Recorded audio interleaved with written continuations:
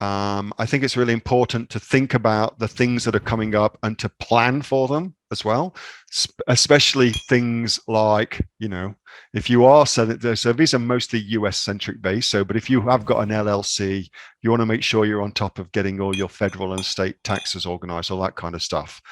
You want to make sure that you're up to date with things like Father Day. And if you're selling in that particular niche, you want to prep for that, prepare for it, get it ready. So I've just put down all of what I think are big holidays, selling holidays, e-commerce holidays in the US, where there's a real kind of change. So Mother's Day in Australia, well, that's the same as Mother's Day in the USA, for instance. Father's Day is different. Fucking knows why.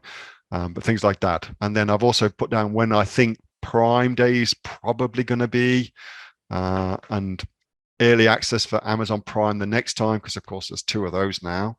Black Friday, Cyber Monday, that kind of stuff as well. Okay, so I put in as much as I possibly could think of that would be relevant to us as e-commerce entrepreneurs.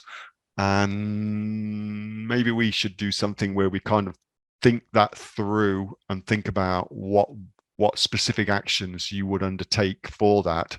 I mean, I've covered that heaps before, but maybe that's something we should do. Like Veterans Day, for instance, how do you prepare for that? Because it's actually a big selling holiday in the States. How do you prepare for that sort of stuff? Okay. That was a video from my regular Monday night Q&A session with the members of the Aussie Online Entrepreneurs. We are a community of over 2,500 professional e-commerce sellers from right around the world, selling on everything from Amazon to Shopify, eBay to Etsy, and much, much more. If you'd like to find out what we're doing and how we go about helping you make your business successful, get yourself off to www.aussieonlineentrepreneurs.com.au. The link for that is in the description. Thanks so much for watching. See you next time.